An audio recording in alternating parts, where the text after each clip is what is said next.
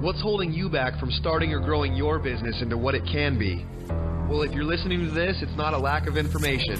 What you're about to hear is all you need to get motivated and start making waves. Do It for a Living podcast details the journey of today's true players in their own words. Find out how they broke out so you can too.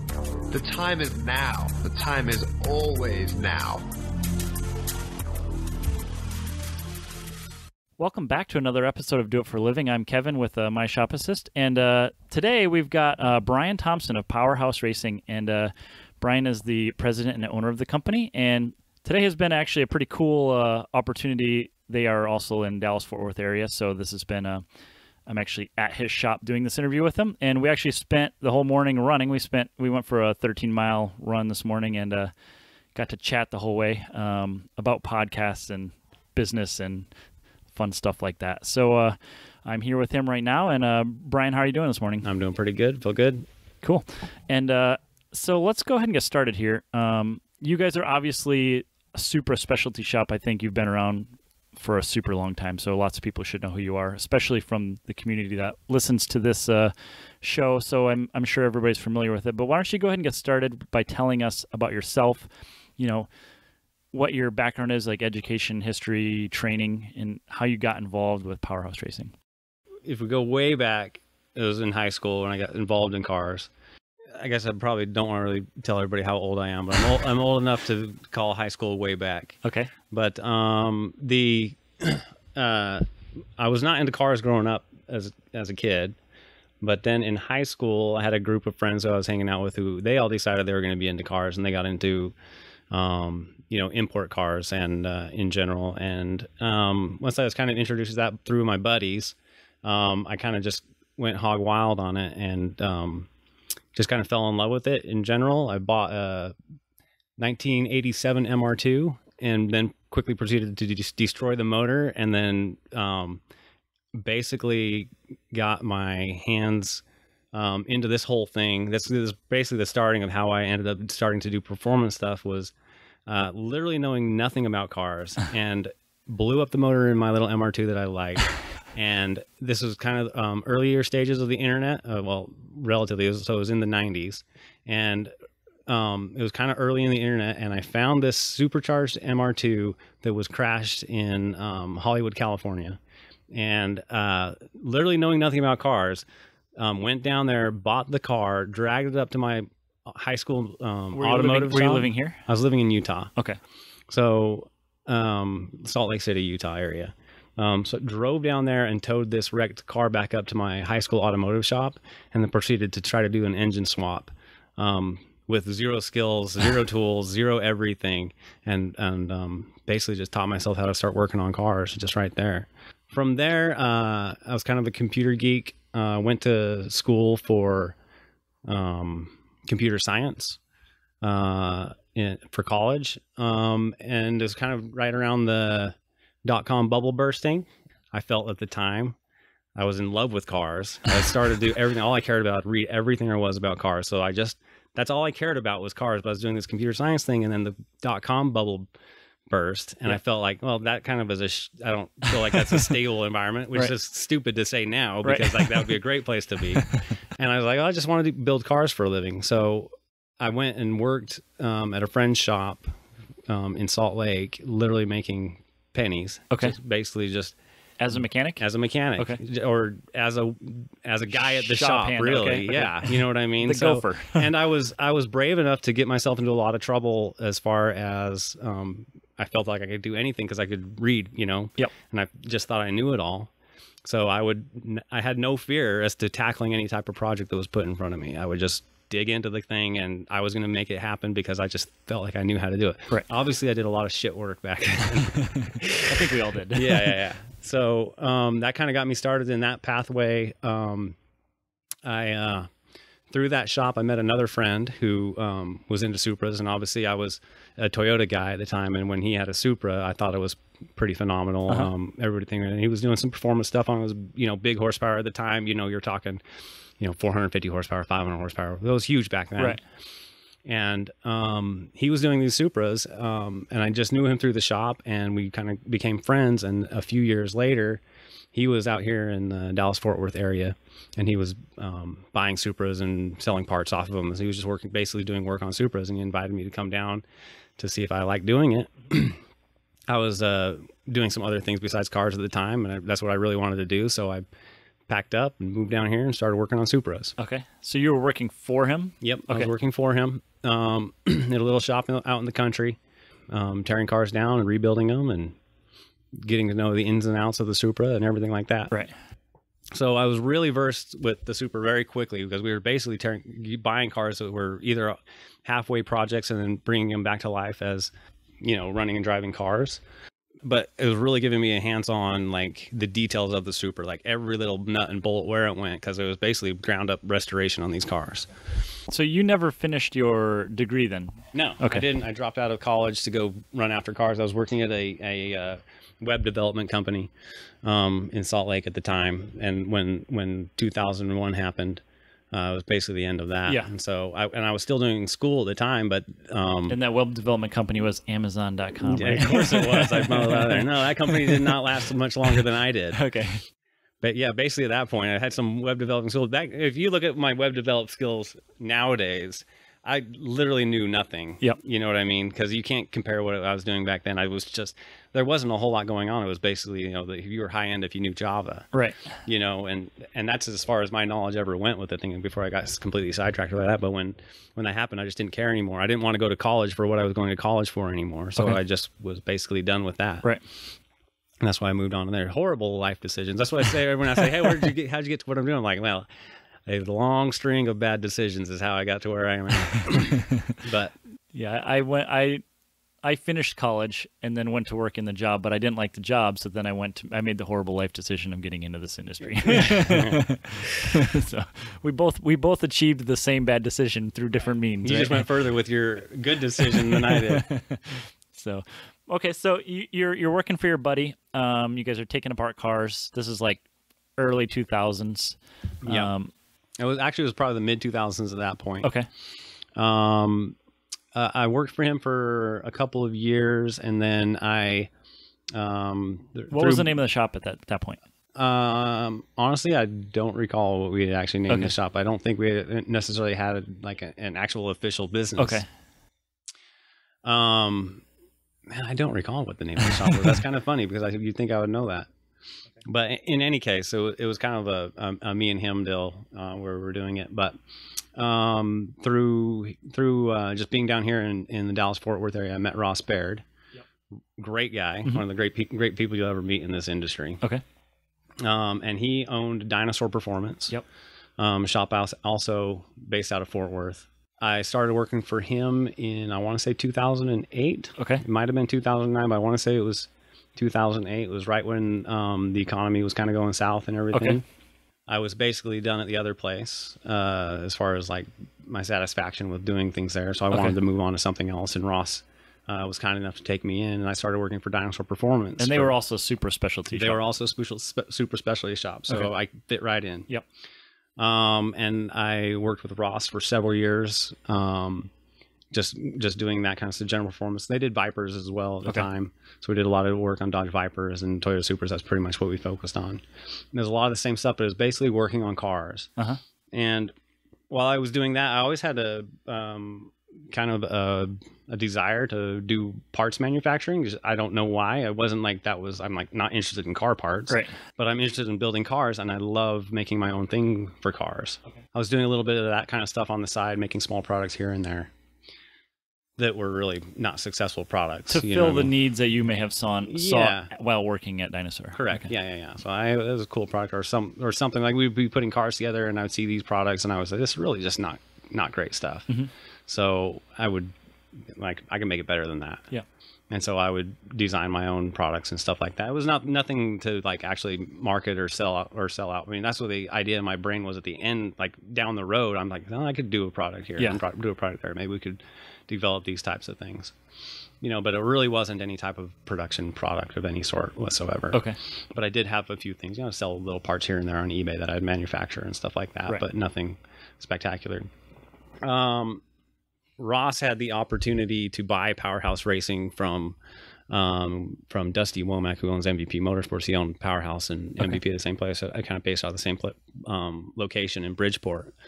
And I don't know why he had the opportunity that was basically available to be purchased. And Ross thought that it would be a good platform to provide extra work for us at Dinosaur Performance.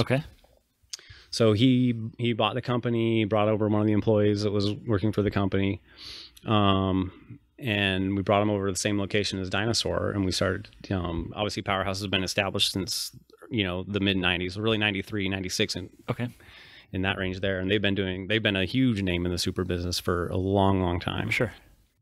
Probably one of the earliest entries into the super market as far as like an actual performance shop actually developing product for these cars, and they did a really good job. But in 2000, when he bought the company, it was kind of the low point as far as its production value. The originator of the founder of the company was no longer with them.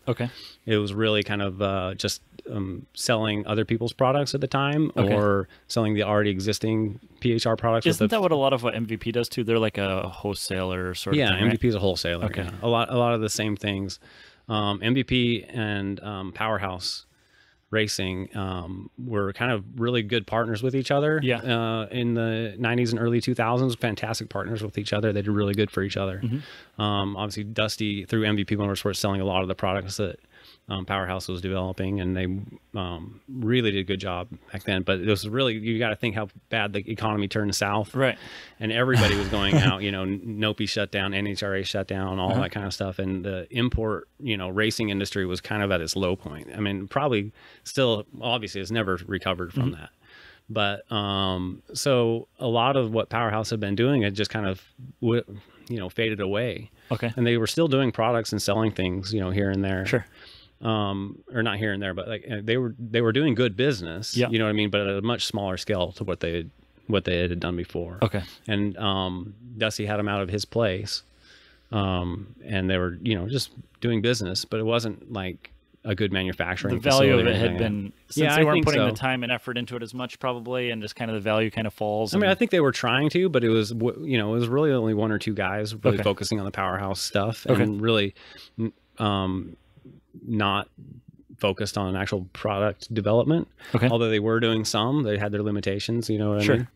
Anyway, so when Ross bought them, it was kind of they had customers and things like that, and it just gave us a way to bring in more business for Dinosaur. I think that was more of the focus. It was more focused on Dinosaur than what actual Powerhouse was going to do. Although Powerhouse obviously had potential, it was probably business-wise, it was probably doing better than Dinosaur was. Not that Dinosaur was doing bad business, but just a sizable business. You know what I mean? So when he bought Powerhouse, the guy he was working that was doing the Powerhouse side of the business, he was running that, and then Dinosaur was basically doing the production side as far as parts manufacturing and stuff to keep the fabrication and all that kind of stuff that Powerhouse needed. So the guys at Dinosaur were able to do that for Powerhouse, but eventually the guy who was running Powerhouse at the time, he had to leave the company, and they basically just told me to go run it.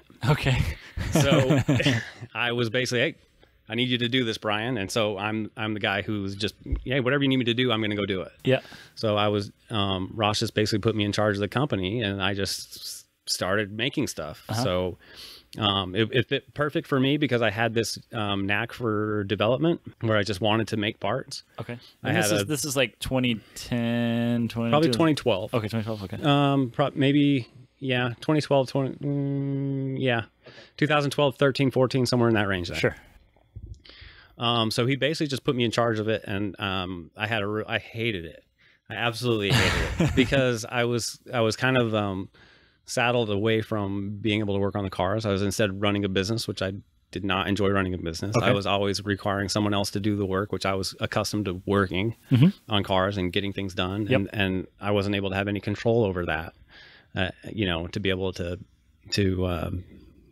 get what I needed. So. But I was able to do product development. So I was able to design some new things and put some new things out on market.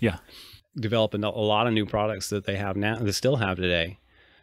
Just kind of all just based off of things I thought should exist. You know what I mean? And they don't. And the great thing that Powerhouse was, it had an established business, had an established website, had an established You had people you could sell the product, the new products you make to. I had dealers to sell to, right? And it was kind of all just brought in through Powerhouse. Powerhouse, because it had a long background before that, had a really good.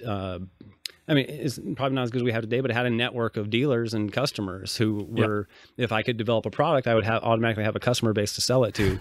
It helps a lot, right? And a platform to advertise. His website was already set up, and I had a place to actually put out, hey, here's a new product. Here's, we had, a Facebook page and stuff. We never had that at Dinosaur, but it just, because we had Powerhouse, we naturally had all those things available to me to actually say, hey, I have this new idea for a product, make it, post it, sell it, you know what I mean? And it was just kind of took off, and a lot of, not like took off, I shouldn't say that, it didn't take off, but it gave me a platform for a lot of my ideas to just be able to actually be products and not just ideas. The 7-year overnight success, right? Yeah, exactly right.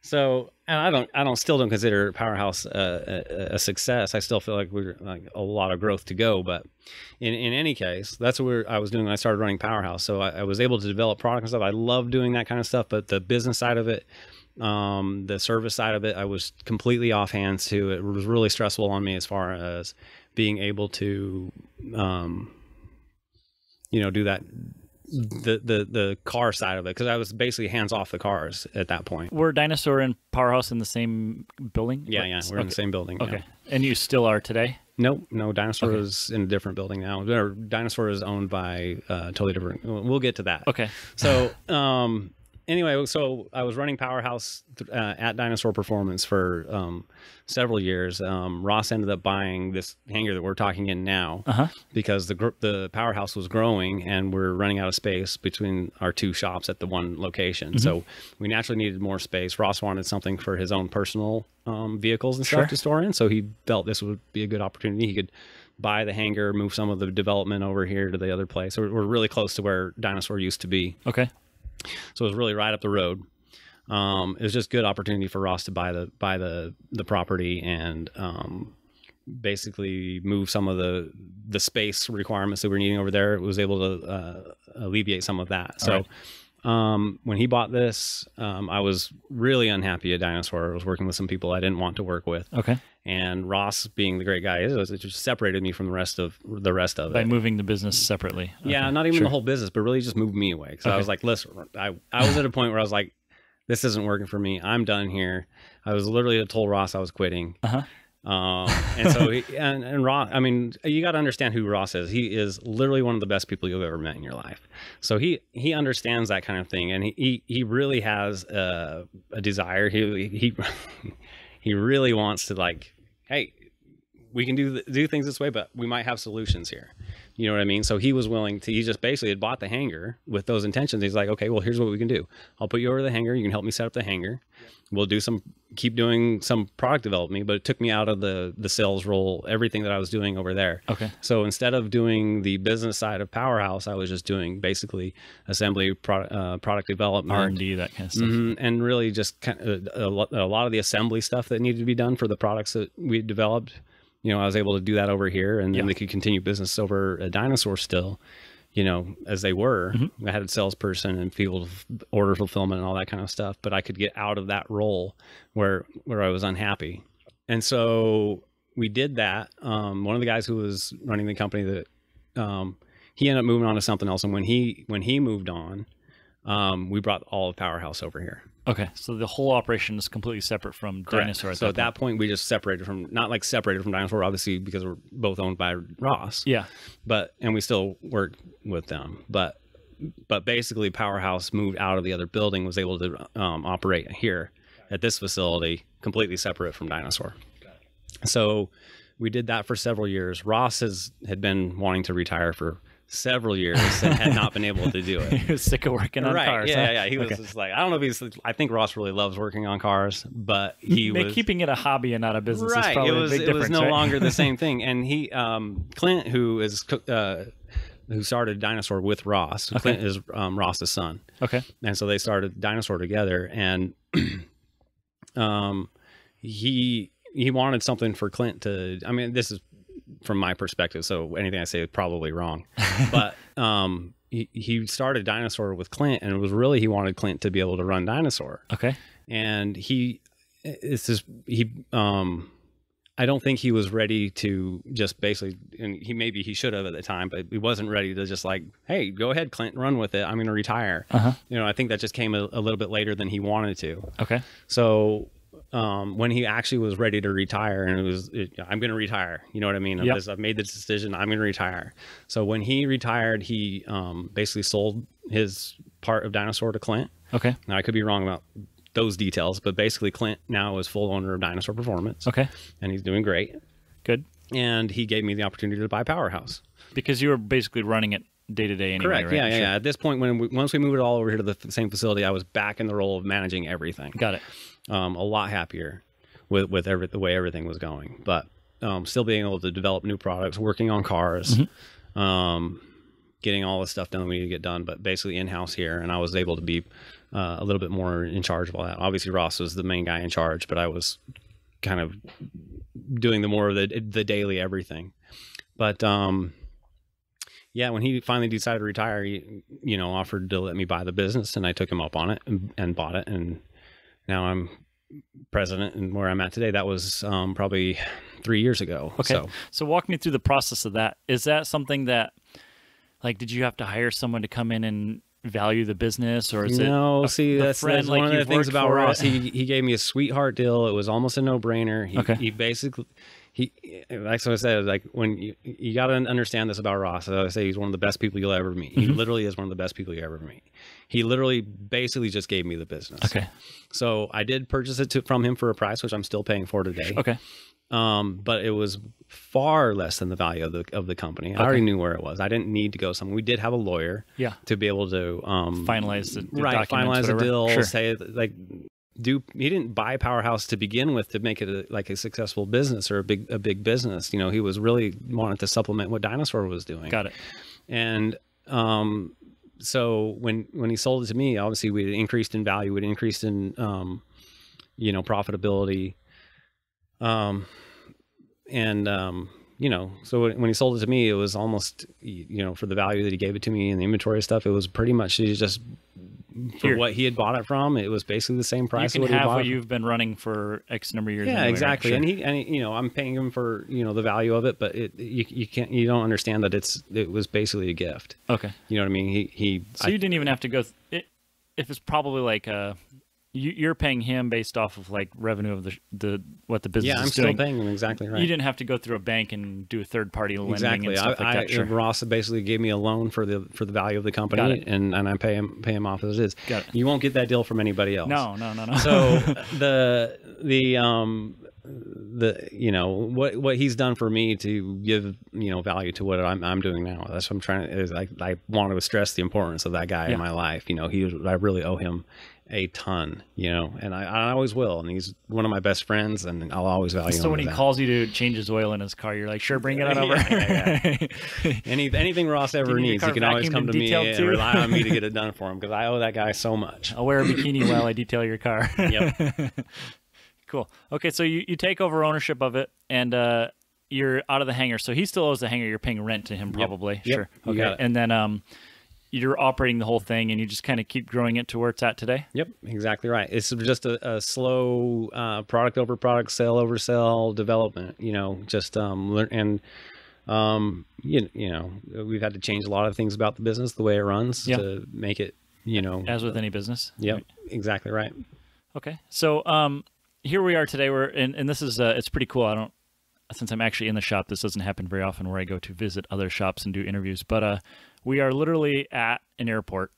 So there's a runway off to the side, and most of these buildings have enormous garage doors so airplanes can pull in and out. And so it's a lot of space. I mean, what is this place, like 4,500 square feet? 7,500 square feet. So it's a lot bigger than I look. You still have a lot of stuff in here. yeah. It looks a lot smaller than it actually is. Because when you get in when we bought the hangar and it was super empty, you're like, oh man, we got space for days. Right. Well, the rule of space is if you have it, you'll fill it up. Right. Yeah, and that's why I try to keep my space small, so that way I don't keep paying for more space that I just fill up. Yep.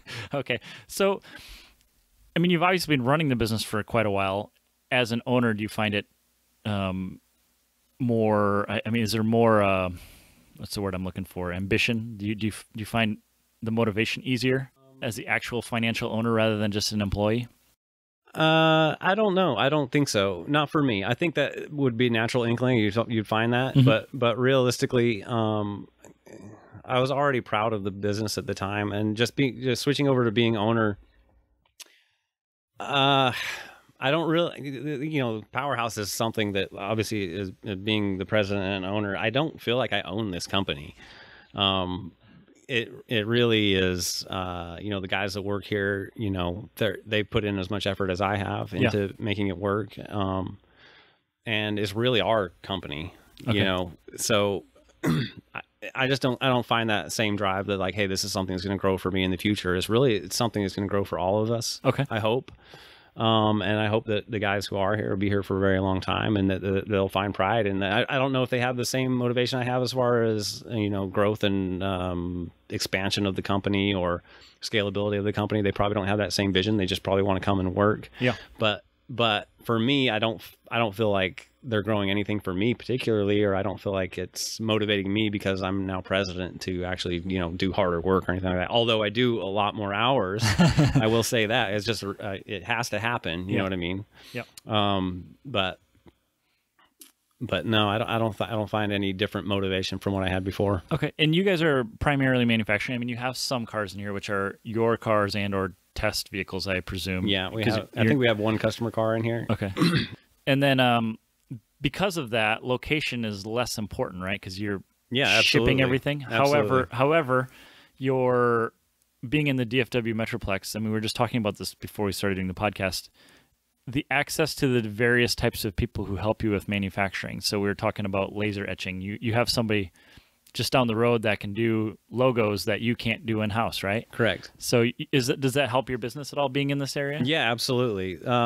So we are a little bit outside of, we're in Fort Worth, but like we're not, you drove out here. Right. We're not in like heavy industry or anything like that. We're a little bit out, but we are within driving distance with a lot of really good companies. Yeah. And a lot of the manufacturing we do in-house manufacturing, a lot of in-house manufacturing, but but nowhere near the volume as we do of different components that go into these things that are done by somebody else. So for instance, anodizing, we do a ton of anodizing, we do a ton of powder coating, we do a ton of laser engraving, all of those services which we don't do here. Yeah. But we have companies that are nearby who are able to handle that kind of stuff for us. Even we have our own CNC machine, but we don't do most of our CNC machining. We farm that out to several different companies. And anodizing is a fun one because they run into all kinds of chemical safety issues, and so those businesses are few and far between nowadays, right? Yep, those guys are the ones who set up to do it, and not us. And to set up an anodizing facility here or a powder coating facility here, although I've considered it because it's hard to get good service on that kind of thing. Yeah, it's that's a whole other business and a whole other mess. Gonna hate you. Yeah.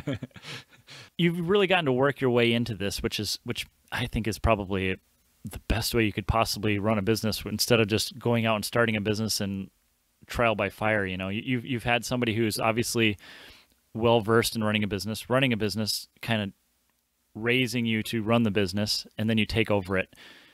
Have you ever had any doubts while you've owned it yourself as if this is going in the direction you needed to go? Yeah, every day, every single day. Where I'm always constantly stressed about making the right decisions or how much to invest in any particular product. Okay. Because a lot of the products are extremely expensive to produce, and a huge chunk of the bank account can be invested in one product that has to sit on the shelf for months.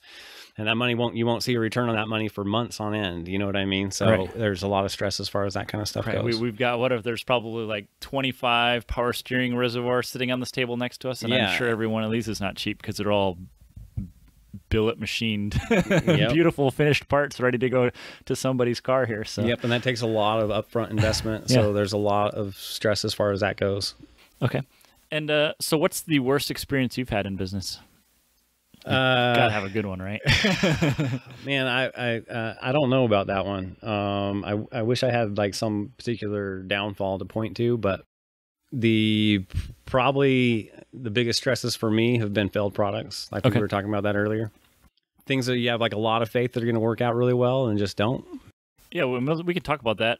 So we were talking about it was radiator fans you're saying, right? So you spend a lot of time R&Ding it, testing it on your bench.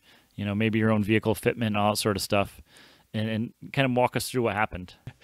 So I had the bright idea to, and some guys have been successful with this. We'll give this is their own personal shortcomings. But I had the idea to run these radiators on with a speed controller using pulse width modulation through an aftermarket ECU, which most Supras nowadays have an aftermarket ECU. So it's natural to be able to just build something that would be able to have the ECU control the fan speed on it. So I had done a lot of testing of different solid state relays and stuff that would be able to drive these fans. They were really high quality fans, really high power fans, and so I had a lot of different relay testing and stuff like that I felt was going to be would work out really well. Mm-hmm. They tested well on the bench for hours and hours on end with no problems whatsoever. I could not make them fail in the shop for the life of me. But as soon as I would, and you know, we'd build these, set these relays up and build harnesses for the fan kits, which we still sell the fan kits today. But you know, obviously the harnesses have changed. But we had, you know, developed this whole setup to work with this PWM setup, pulse width modulation on these fans to be able to control the speed. And once we would send them out for a customer, because they felt like, hey, it's a solid product. We've been testing it for hours and hours and hours. I've had this thing running for days over here without a single failure.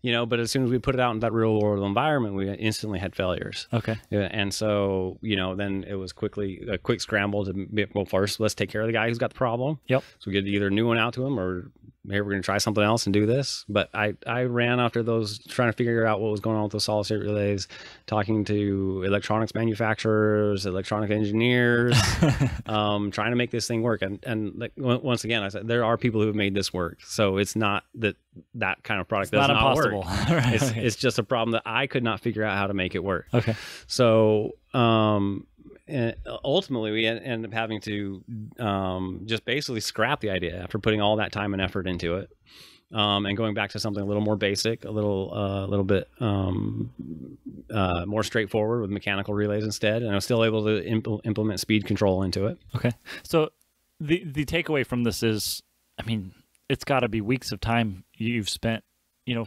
if you spend 40 hours a week working on one product, developing it. Yep. I mean, just think of how much wasted revenue you could have been doing on something else, right? That's like the loss is, or the risk, rather than trying to develop a new product, the time you take to develop it, then any time you take to manufacture it. Right. And then, like you said, the customer support for the people that have the problems on the first batches going out. Right. And then to just scrap it all because it's going to be too time consuming and too labor intensive to fix it all. Correct. And all that time wasted, you know, you could be doing something else, right? And exactly so, right. But if you don't do that, if you don't take those risks, then you can't ever develop a new product. Yeah, and that's something that I have to weigh all the time, because in the business, the niche business that I'm in, I'm not developing one product. Mm-hmm. Or one product for over and over and over and over again, which I really wish sometimes I was. Yeah. But a lot of this stuff is something that's at the end of our knowledge, or the end of our grasp, that we have, you know, we're smart enough folks to figure it out, make things work and develop a product for it. But a lot of times, you know, I don't have the luxury of, you know, beta testing for months on end and years on end. A lot of times it's something where, you know, we have minimal testing or basic testing here at the street where we develop into a product. And a lot of times we find that product may not end up serving it, which is why we're always manipulating our product. Our product from year to year is not the product we make today is not the same product we made 3 years ago. Right. We're constantly doing changes. We're constantly tweaking it, which drives my manufacturers insane because they can't just sit down and do it. Every time I come back to, hey, I need to do another run of these products, but we're going to change A, B, C, and D. And I'm constantly doing that, and it drives them up the wall. And so this is a fantastic conversation me and you had at lunch this morning, or brunch, I guess, after post-run lunch, was we're talking about your manifold, making your manifolds. And so there is an enormous amount of time that goes into making every one of those. And I'm sure anybody who's made a manifold knows this.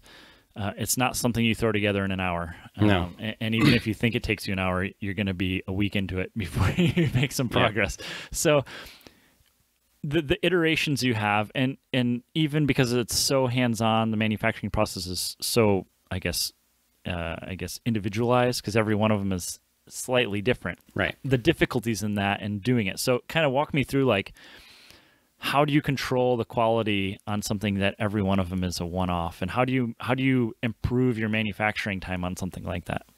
Yeah. So with the manifolds in particular, and every single one does come off differently. You just have to realize, like, if I was to be able to do production, once again, other people are probably a lot better at this than I am. But ultimately, in order to be the most efficient that we can, and efficiency is really king, because we only have so many man hours we can put in every week for the facility people we have. So efficiency is one of the things we're always trying to improve upon. We're probably our number one goal is become more efficient at what we are doing. So obviously we can do what we're doing, but in order to grow, we have to be more efficient at what we're doing. So everything that we're doing is trying to increase efficiency. And when these one-off, or the manifolds, although they're not necessarily one-off, we build them in batches, but every single one is slightly different. Yeah. And that slight difference in every single one of those manifolds makes the next part that has to attach to those manifolds have to fit to it. Yep. Or so then those particular parts, because each manifold has its own position or its own life, every single one of those parts has to be built to that specific manifold. So even though we're able to maybe build the manifolds in batches or something, the next part that goes with it, that one probably can't be built in batches because it has to fit to each individual component. Gotcha. So those become not an item that just can't reach maximum efficiency because it has to be individualized. Yeah, your tolerance stacks are they're very large, the differences. So every one of them you can't manufacture. Yeah, exactly right. I could reduce my time in making these things in half if I could do the same part over and over and over again. And I have tried to do that 1,000 times. I cannot tell you how many times we've tried to do this, where it's like we think we've got it rock solid now. Let's go ahead and do a run of them. We do a run of them and we regret it the next time because guess what? That thing is not fitting anymore. Okay. So, or it may fit, every single one fits on this manifold, but as soon as we attach it to another manifold, it no longer fits. Yep. So we've come to the conclusion after years of trying to knock this thing out that those particular pieces are ultimately going to have to be one-off pieces. Gotcha. So which completely slows down the whole process of getting it something out quickly in a timely fashion. And so now the gear has to change to now we're trying to figure out how to make it the most efficiency like in runs. Now we're going to have to individualize the process and figure out how we can make the individualization of each one of those products as fast and as efficient as possible, while keeping the quality, the fitment, all the reliability issues that you need to keep to a minimum. Right? Exactly. Exactly. Further on the manifold, I think what we're talking about as far as the product changes as we develop these things, every single manifold being different, every single and trying to maximize efficiency on the development of them, we've come up with systems to try to shave as much time on making them as possible. So we're always grinding away at how to tweak the manifold to make it easier to put together, or to have better fitment, or to have better finish. Reduce the part count, whatever you can do. Right? Exactly, reduce the part count. A lot of these things you're doing, we're sitting literally doing the math on it as to, like, if I switch out, I mean, we're talking about, $5 elbow or something like that it gets cut a certain way. If we can put one bend here and one bend here differently, well, that might reduce $5 in the cost of that overall product. And we have, it's repeatable. And if we can repeat it, that could save, a few $100s over the course of a year. Sure. Which that's really not that big of a deal. But when you're making a lot of products and a lot of the same product, that does make a difference. Exactly right. Yeah, and further beyond that, if I can reduce the amount of work that it has to go into that one piece by half an hour, well, that I can get more products at the end of the month. I have one more product to sell, gotcha. One more thing to do, one more customer who's not waiting another week for his product. And for people who aren't familiar with manufacturing or installing manifolds, when we say they're different, it's very, very subtle. Yeah. They'll look identical to the untrained eye, but when you're fitting them onto a car, sometimes you notice like the clearances between a nut where you can fit a bolt in are really, they can seem small to the naked eye, but when you're starting to thread that nut on and it won't go on because you got to pull the manifold off the head a little bit, that kind of thing it's obvious to the installer and to the manufacturer, but it's not to the visible eye. Yeah, no one if you didn't do the install or you didn't do the manufacturing of it, you would never know the differences on these things. They look identical. As far as I can tell, it's the exact same product. Matter of fact, I can't tell a single difference between these things, but trust me, when you go actually pick what the actual geometry is, if you put it down on there, they are slightly different, every single one of them, and that makes a big difference when it comes to the everything that has to fit around it. those tiny little differences, or the installation. If I do something that could have been designed a little bit differently, it could cost the installer an hour of his time trying to fit a bolt on or try to tighten this bolt on. You literally can't get a wrench on the dang thing. Okay, so we kind of ventured off into some of these parts you're making, but back to the business itself. How many people do you have working for you right now? Well, working for me, I probably have 11 people working for me. Actually employed by me, I have 8 different employees, including myself. Gotcha. And you kind of do the what I do is you have people who love this industry so much they can't stay away from the shop, right? Exactly right. I'm lucky enough that there's a lot of desire to work in this thing, which I tell every single one of them it's a bad idea. But I do have a lot of people who want to come up and be involved. So I have friends who are able to come in and help and do different things that we're able to do. I have friends who help with a website, friends who help with just basic overall business stuff, that kind of a thing. Friends who help with fabrication. I always have a need for a good fabricator. There's never any shortage of work for as far as that kind of goes. So some people are full-time employees and part-time fabricators, and I'm able to employ them for their part-time availability, doing different things for me. And did you ever write a formal business plan, or was there one ever did? Okay. It's one of those things where I regret. And a matter of fact, even today, I still think of maybe I should, really form a goal for what we're trying to do. And obviously, we know what we're trying to do. We want to build badass parts. We want to have a successful business. But really, what does that mean? Right. What does it mean to have a successful business? Is it a successful business? Because I know a lot of businesses who would laugh at the things that we do here. They're literally like, what are you scrapping for those pennies for? Right. That's a horrible business. And then from the other perspective, you look at, the other side down, other people might find us really successful or really like, that's impressive what you're doing. And some people do feel that way, but it's all about your perspective on it. Yeah. And so that's the tricky part is, maybe not necessarily having the formal business plan written out in a Word document or whatever, but it's having the goals is really the end. And you're beyond proving out the market. So a lot of that stuff you don't need, right? It's optimizing what you have and seeing if you need to venture into new things, right? Well, yeah. But I have thought about that same thing, exactly what you're talking about, having a business plan. Like, what is the plan of the business? And literally sometimes I think like, maybe I should write down exactly what we're trying to achieve. Okay. Because a lot of what we're doing is, ultimately, the reason I'm in this is because I love cars. Like if my goal is to be working on cars and developing parts and racing on the weekends and stuff like that, well, that's what we're already doing. So, but as far as the business goes, what does the business actually want to be? Maybe that should be written down. Maybe I should have an actual plan for that type of a thing. But as of right now, it's really we're just winging it. Gotcha. Okay, and you said like eight actual employees, 7 or 8 actual employees. Do you find that difficult managing them? Extremely difficult. Because a lot of them all great employees, but as far as experts, as far as everything goes, there's very few of us. And so, each person doing a particular task may need, we have to you're always having to assist them or try to figure out, hey, we're going to do it this way, or we need to have the book set up this way, or we need to have the product assemblies set up this way or in that way. And so there's a lot of management of each individual role. You were really never formally trained to manage people or run a business. Absolutely not. It's all kind of learn as you go, right? Yeah, exactly right. And unfortunately, I feel like a lot of times I think I'm a terrible business owner. A lot of times it's just like, well, I was not set up to be able to be a successful business owner.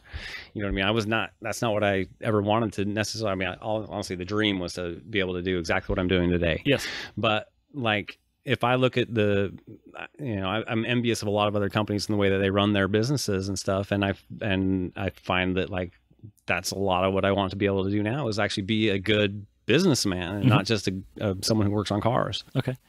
And what do you use to like actually organize and manage the shop? We use Quickbooks for the most part for Enterprise or the desktop, right? Yeah, Enterprise desktop. Yeah. Because we were talking earlier, you have a server and you host it, and you obviously have got a whole bunch of computers in here that we're kind of sitting in the office. So I'm guessing these are for sales people and yourself and your wife and whoever else is doing stuff, right? So we got sales, order fulfillment, accounting, bookkeeping, inventory control, Product development, obviously we have, you know, a lot of graphics we have set up on the website. So we're using, you know, Photoshop and different things for website development. And how do you, I mean, you're making your own products. So obviously you're having to hire a photographer to take pictures of these? We do all that ourselves. So we do you have like a little white box or something? Yeah, one of we those have our own things? little makeshift booth upstairs. I'll have to go show it to you. It's basically we're growing even as we grow the business, our product development. We're growing our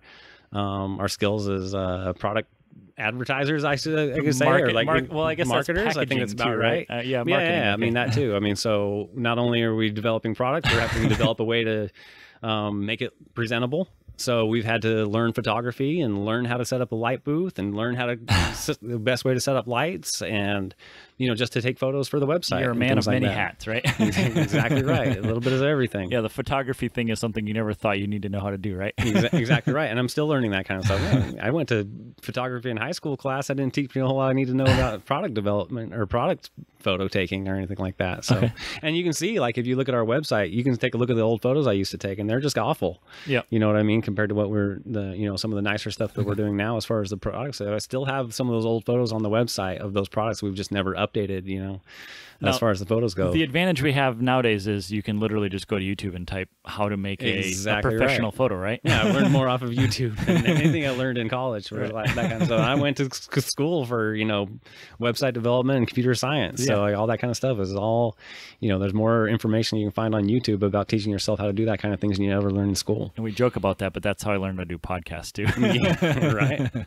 Okay. So what kind of metrics do you look for with, I mean, I don't know the manufacturing side of things at all, so I do not know what kind of metrics you're looking for as like time in a product. You know, are you accounting for the R&D time or just strictly the manufacturing time, or what are you looking for to improve upon, I guess, really to know if you're making money and making more money as you go along? So R&D costs are almost not factored in at all. Okay. So a lot of the R&D costs are off of we race cars. Yes. So a lot of them are just, a lot of it's just purely pleasure. I'm going to make this thing because I think it would be badass. Yes. Or I'm going to make this thing because I want it on my race car. Okay. Or I'm going to make this thing because I have a customer who wants it on his race car. You know what I mean? And so, or, you know, someone, hey, can you make this for me? Yeah, let's make it. You know, so a lot of products are developed just, you know, from the hip. Okay. So that R&D costs and stuff, although is huge, is not accounted for what it's actually going to end up selling for. Because it's a part of this business, this industry in general is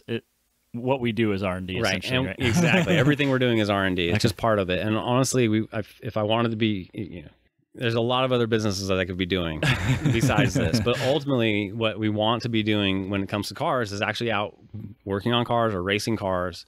And the product development for that kind of stuff is exactly what we want to be doing. So that part is like the pleasure part of the business. I get to make something new, go test something out, go racing, that kind of costs. Those are acceptable costs to me to just completely write off. Those are going to be expenses that we're going to have. I would have those expenses even if I wasn't developing because you like racing. Because I like racing. Gotcha. So those things are going to be just part of it. I don't factor that into the cost. Ultimately, when I actually figure out, hey, am I going to be able to make money on this product or not? We actually sit down and we make the product. Yes. So a lot of times, the very first time we make a product, we may lose money on the first time we make it, or we could have priced it completely wrong because we didn't really know what the manufacturing costs were going to be beforehand. I don't have I don't have an analysis team to figure this out. I have a spreadsheet and some paper and some math, and I can figure out, hey, this is probably going to be this point, but I don't know necessarily what something is going to end up costing me until I've actually produced the product in a production run. Gotcha. So, and a lot of times the production runs, like I priced it before we've actually produced a run of it. So I may have a prototype, or I may have, you know, 3 or 4 pieces done in a very small run, or here at the shop that'll actually, that kind of work will end up getting farmed out on the production stuff. So we may do all the fabrication the first time here. We may do all the CNCing the first time here. Yeah. And so I know what it would cost me to make it here, but that doesn't necessarily mean I know what it's going to cost me to actually do a production run, which would be, you know, instead of making 3 parts or making 5 parts, we're going to make 50 parts. Yes. That cost is not necessarily known beforehand, although I could sit down and spend the hours to figure out what that is and actually have an analysis team to say, hey, this is going to work out or not. So a lot of times we'll produce the entire production run, and then after that we've figured out what our costs are going to be, and then we'll make adjustments on maybe the next run or maybe the next year. We'll find out that we've shorted as far as the cost, or maybe even overshot as far as the cost, and we'll make adjustments on pricing and stuff as because we basically try to update pricing on a fairly regular basis. Yep. And so prices shift quite often, and for good reason, because honestly manufacturing costs are constantly increasing. Right. Every once in a while you've overpriced it and it needs to come down in cost, or you're just not selling them and they're not, it's not a product that's going to keep moving. So if it's not moving, you need to find a way to move it, and a lot of times it's cutting costs until you have no more of them, and then exactly take it off your webpage, right? Exactly right. So we don't remove a whole lot off of the website. If it's a good product, it's a good product, and it should probably exist, and even if we're not making a good amount of money on it. But generally speaking, if we can make a little bit of money on it and keep it affordable for everybody, that's what we try to do. Yeah. A lot of times we find out that we price it way too low, and sometimes you won't do that analysis until after production, after you've been selling them for a while. A lot of times we're always rushing to get product out the door. We have very little time for analysis of our own business sometimes. Yeah. And so sometimes when you actually sit down and you put, okay, well, here's what it is, let's break it down to every single part. And that's what we're doing as far as inventory stuff that we're really focusing on now. We're able to break down the parts a lot to its finest details. What's the time involved in it? What's the cost involved in it? We have to factor in, if I have to take the product to a facility, I have to spend an hour driving there and back, or I have to pay for the shipment to get the shipment there and back. And you have to factor that into what's it actually cost me to make this? And if I had $20 margin and I didn't factor in, I was going to spend 2 hours of my time driving it somewhere, or a half an hour of my time driving it somewhere. Well, there's your $20 right there. Yeah, exactly. So on paper, it may say, hey, I make $20 every time I sell it. Well, no, you don't really make $20 because you haven't figured out these other costs. So until you actually put it all down, or a lot of the stuff is, there's labor involved in every single. It takes time to assemble it, and if you don't factor that cost into it, then you may miss the mark on it. That's the mistake I've made on the. Like we were talking about earlier, I made that surge tank for Evo 10s. We made over the years, we've made maybe 100 of them, I guess. It's very small quantities.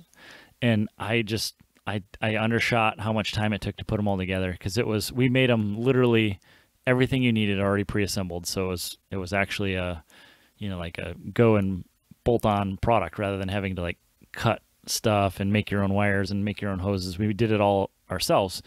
But I just never accounted for the time. And so when I started to track my time on the service side of things, I did it with the products I was making. And I realized really quickly, like, I was spending so much time putting these together that I was making less money per hour manufacturing a product than when I just work on a car. Yeah. And that's when you realize you're doing it wrong. Exactly right. Yeah. Exactly right. You're paid by the hour, but if you don't factor in the hours into the product you have, you're obviously losing a lot of money on that thing. Okay. So you guys are manufacturing stuff. You have one or two customers. What is your primary source of revenue? Is it just your parts, or do you sell other people's parts, or do you bring in anything from the service side? Well, we Powerhouse used to sell a lot of other people's parts. Mm-hmm. We've completely changed that focus to be our own products. We do sell other people's products, but in general, the other people's products that we are selling are either parts of our own kits. Sure, like a turbo kit with wastegates. Exactly right. Uh-huh. So we buy tile and precision wastegates. We buy tile turbos, and we are, we are distributors for those products because we sell a lot of them in our products. Okay. And so we do sell other people's products, but our real goal is we'll sell just the turbo. So it's just because we're a dealer of theirs, so it makes sense for us to sell it. Or for fuel system stuff, we sell a lot of Weldon stuff because we like Weldon product in our fuel system. Okay.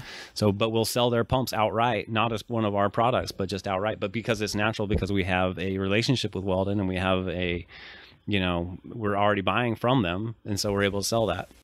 And then with marketing the business, you have obviously your race cars. Yeah. What else do you guys do? Do you do any trade shows or sponsor events? What kind of works best for you? We do very little marketing. Most of what we do, as far as bringing in new customers and stuff, is purely word of mouth. We just try to make the best product we have and let the customers who actually have it and use it seems to be an effective way. seem to recommend it. You know what I mean? And I think we've had a really good luck as far as people recognizing the brand has a lot of really good value. We make really good product. I think that the customers, well, I mean, obviously we have our own shortcomings, but a lot of customers really do appreciate, the effort we put in for developing things. And when we have a good product, they voice it, you know what I mean? Or if someone's looking for a recommendation on something, it's especially in the Supra world, which we really are geared toward, and Supra and the 2JZ world, it's hard for people to, if you're looking for a solution to something, we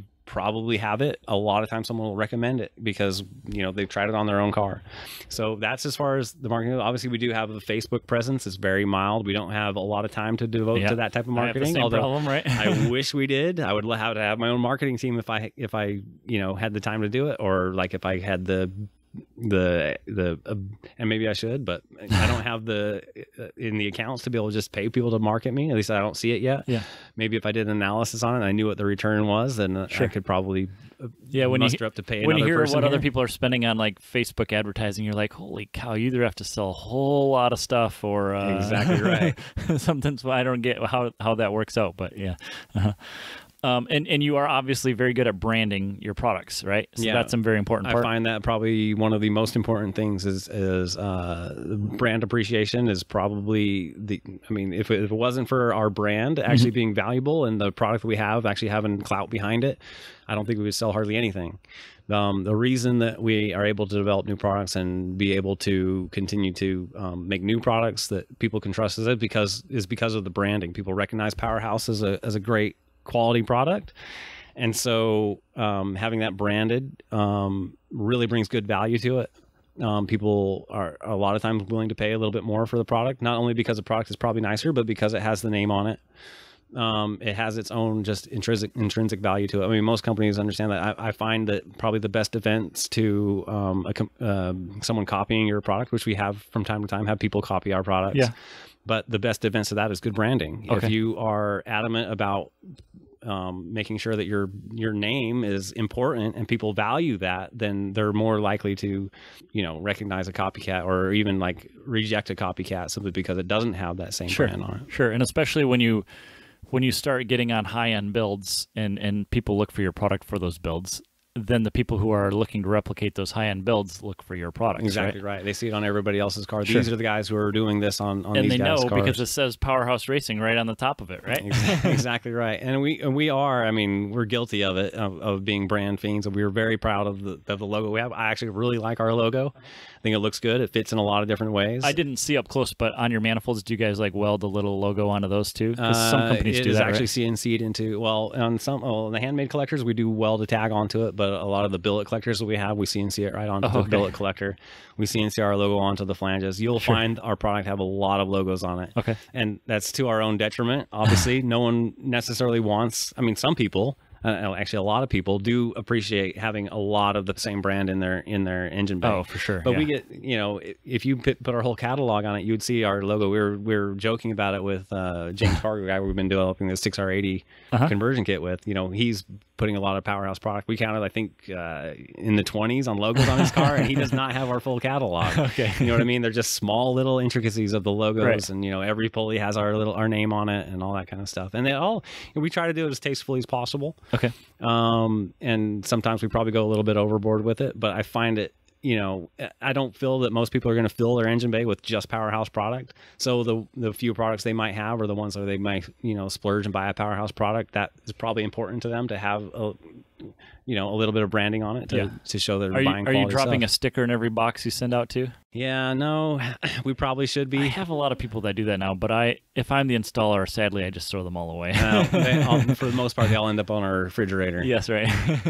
Okay, so you're a family man. You have a wife and kids, or one kid? I have 3 kids. 3 kids, okay, a bunch of kids. Okay. Yep. How has that affected the time you spend at the shop? Oh, they have made huge sacrifices. As far as the time I've spent, sometimes I feel like it's all take. As far as my time is concerned, I take a lot of time away from them. Sure. Just spending the hours here at the shop. They go without their dad a lot of times. It's very difficult.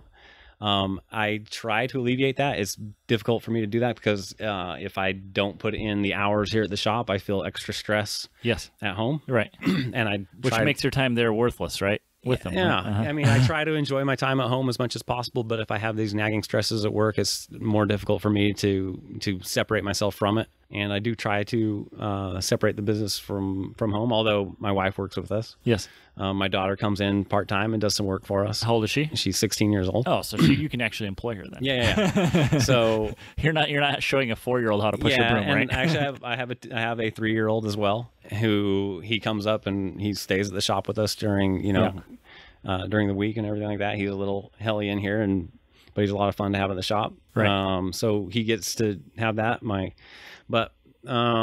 A lot of times just business focused, and there's not a lot of not nearly as much as I should. And I know for a fact it's going to be one of my big regrets, and I'm trying to fix it now. Is the time spent with them? This should be way higher on my priority list. Or it's probably the most important thing, but it's sadly taken a backseat to what I'm doing up here a lot of times. Now, does the pay justify the time spent?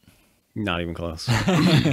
But you do what you enjoy, which is the benefit of it, right? Yeah. The pay is not why I'm doing this. Okay. I could make so much better money somewhere doing something else, but realistically, if I wasn't doing this for work, I'd be doing it for a hobby. Okay. And I'd be spending a lot of money on it too. So Yes. even if I'm making less pay, I would be doing this in my spare time, spending money on it rather than making money on it. Right.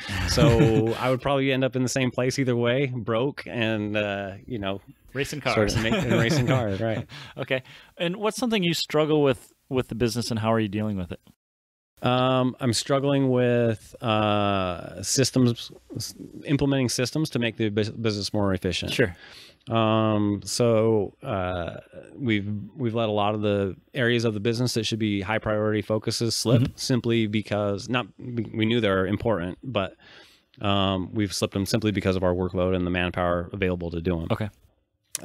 We have really analyzed, that's the wrong term for it, but we've really paid attention recently to those things, so that as we're scaling up and increasing in production and trying to increase in efficiency, sure, these things that we've kind of set on the back burner have become more and more important, and glaringly so. It's like, this is obvious. This could really help you with your efficiency. Yes. Set up from the beginning to use the tools we have. Okay.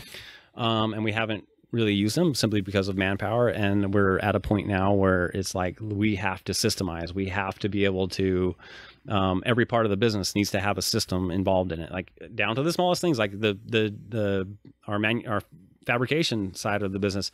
We have to manage it down to a system. We need it to be systemized. It can't just be a shoot it from the hip, just make this part. No, that doesn't work. You have to be able to develop a system for every little thing. The biggest thing we're focusing on now and trying to remedy is inventory control. Okay. Which we have not done well at all. Nobody does. No, but and for good reason, because it's one of you don't see it as an important thing. You're really just trying to get the product out. You're trying to make customers happy. You're trying to fulfill the orders.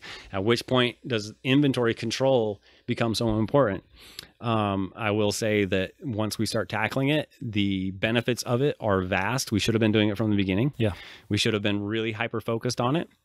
We are putting in a lot of hours and manpower now to be able to use that and to our advantage to try to, well, it breaks down a lot of the business. It basically, if you focus between sales and inventory control, it's going to tell you where you need to put your focus as far as the business goes. Okay. So you'll be, to get down to the management of inventory is going to tell you what work you should be doing. The sales ultimately dictate all of that, but once the sales produce and the inventory shifts, it tells you what needs to happen and what you need to be doing with your business. And honestly, it'll put a focus on a part of it that needs to be addressed. So it'll put in, hey, you should be stocking more of this product. You should have more of these on the shelves. You should have, a backlog of this particular part. You should be packaging it differently. You should be setting it on your shelf differently. You should organize it differently. You should instead of having the product developed this way, develop it a different way, because you have to be able to fulfill that order in a certain fashion. And the inventory control is ultimately telling you how to package and how to, how to set up your kits and things like that. Gotcha. To make them the most efficient way possible. I can't speak from experience on this because I don't track it either, but yeah. But yeah, if you do the inventory management, if you really focus on what it's doing, it will tell you, the things that are important. It'll tell you what side of your business is being successful, because you'll be doing the same thing over and over and over again. And if you're doing the same thing over and over and over again, because you're selling it.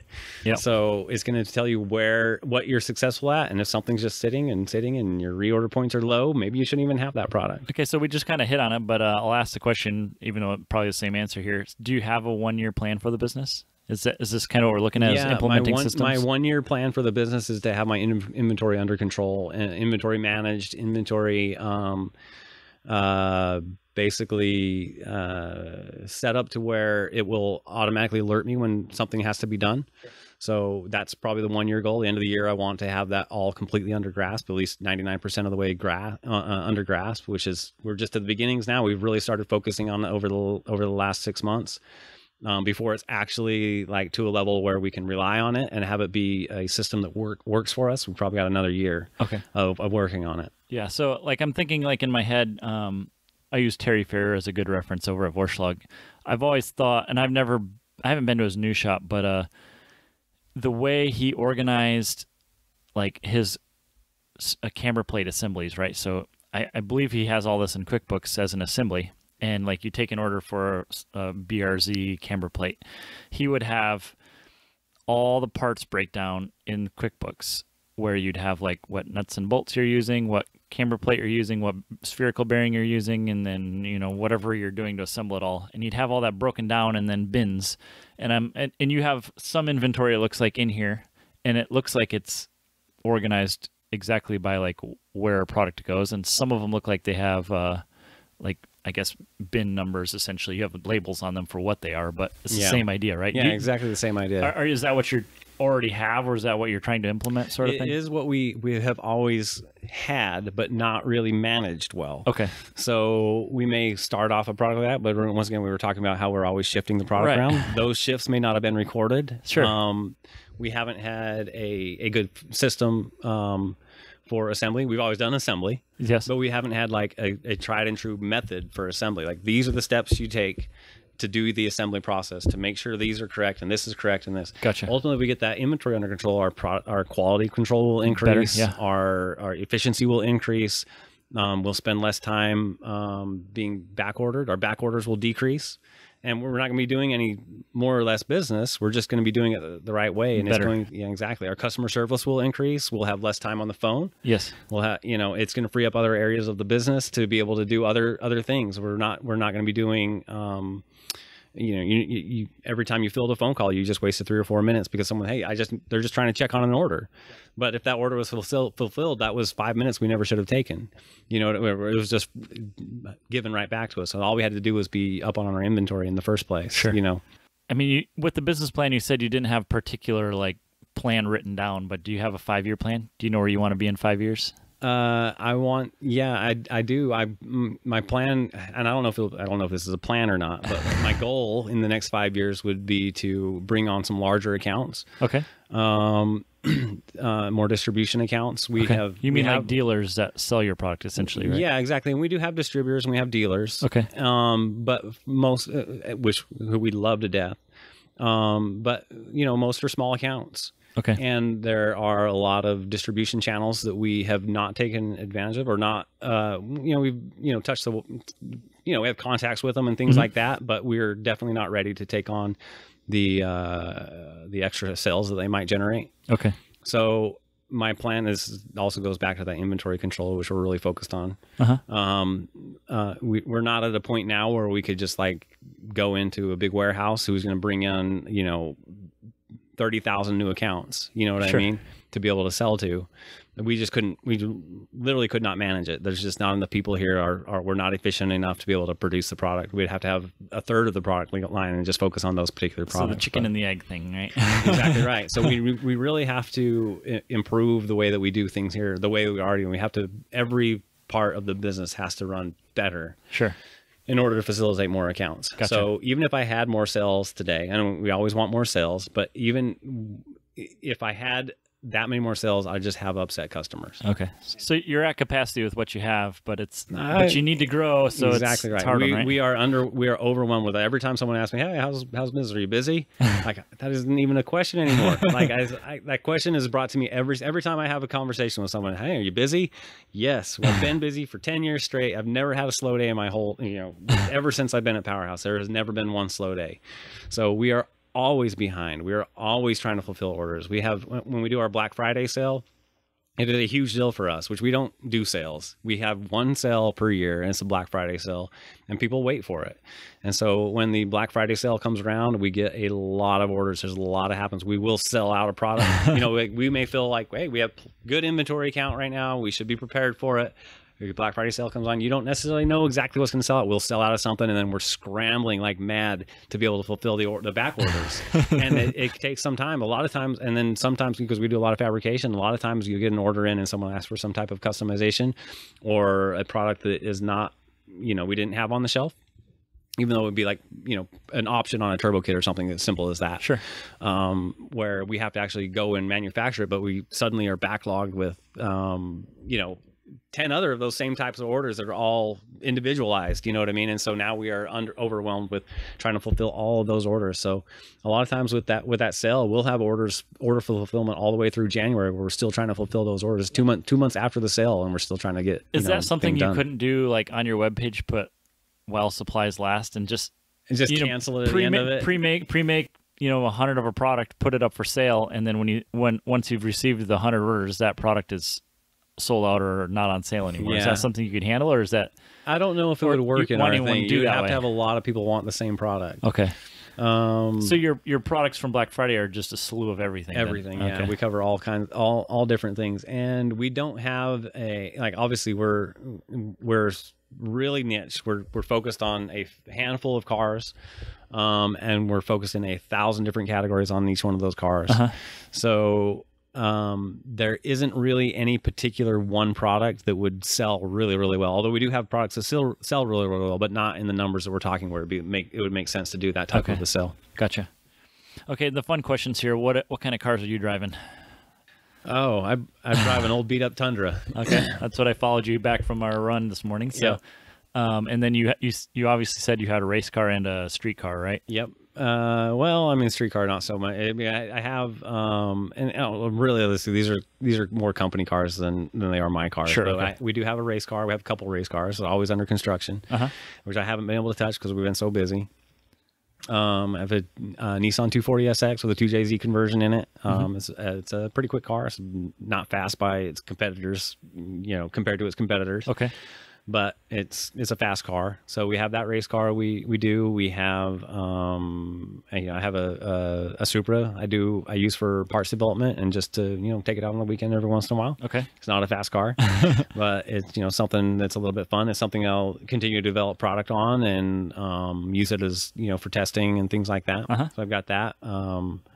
I try to keep one of every, this is hard to do, but I try, if I'm going to develop product for a particular platform, I try to have that, I own that platform. Okay. So I have, you know, we naturally branch out into the Lexus brands because they share the 2JZ engine. Yes.